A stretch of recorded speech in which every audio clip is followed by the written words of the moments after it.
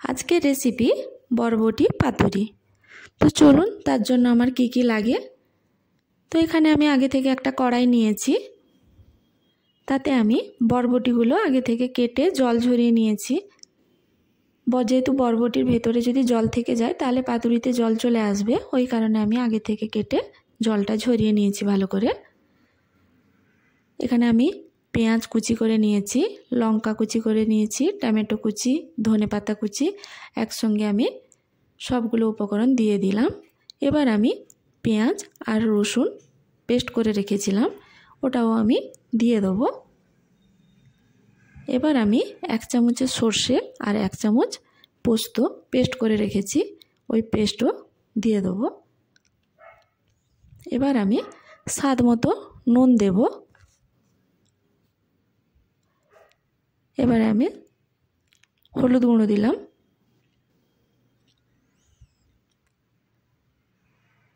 দু চামচের মতন সরষের তেল দেব। এবার এই পাতুরিতে কিন্তু সরষের তেল ব্যবহার করতে হবে, সাদা তেল দিলে এতটা ভালো লাগবে না, সরষের তেল দিলে একটা আলাদা স্বাদ আসবে। তো এটা আমি ভালো করে মাখিয়ে নেব। তো মোটামুটি এটা আমার মাখানো হয়ে গেছে।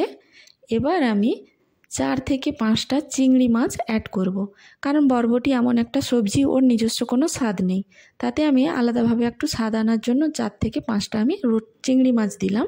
এবার চিংড়ি মাছ না হলেও যে কোনো বড় মাছ, পেটি মাছ থাকলে 2-3 টুকরো ছোট ছোট দিয়ে দিলে তাতে কিন্তু খুব ভালো হয়।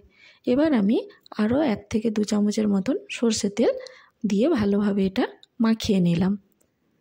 তো এটা আমার মাখানো হয়ে গেছে। অন্যদিকে আমি একটা কলাপাতা আগে থেকে পুড়িয়ে রেখেছিলাম, তাতে আমি সামান্য তেল দিয়ে ভালো করে কলাপাতাটা মাখিয়ে নেব।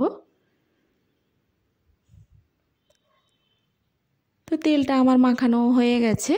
এবার আমি বরবটি মাখানোটা এখানে রেখে দেব।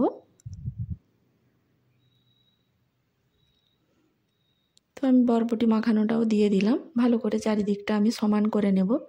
আর এই পাতুরিতে কিন্তু সরষের তেল ইউজ করতে হবে। আবার আমি উপরে 2 চামচের মতন সরষের তেল দিয়ে দেবো।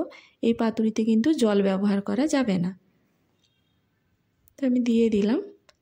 এবার আমি চারিদিকে সমানভাবে কলাপাতা মুড়িয়ে নেব।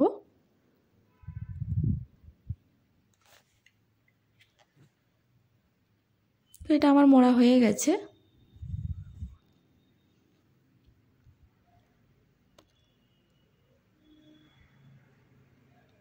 তো এইভাবে আমি এটা মুড়ে নিয়েছি। এবার আমি অন্যদিকে গ্যাসে কড়াই বসিয়ে দিয়েছি। এবারে 1 চামচের মতন কড়াইতে আমি তেল দিয়ে দিলাম, এখানে আমি সাদা তেলই দিলাম। চারিদিকে তেলটা ভালোভাবে আমি ছড়িয়ে নিলাম। এবার আমি মুড়ে রাখা বরবটি পাতুরি যেটা, ওটা আমি দিয়ে দিলাম। আধ ঘন্টার জন্য আমি ঢেকে রেখে দেবো মিডিয়াম আঁচে। 15 মিনিট অন্তর একবার খুলে আমি দেখে নেব। তো আমার 15 মিনিট হয়ে গেছে, একবার উল্টে দিই। আবার আমি 15 মিনিটের জন্য এটা ঢেকে রেখে দেব। বারবার উল্টানোর দরকার নেই, 15 মিনিট অন্তর একবার চেক করে নেব।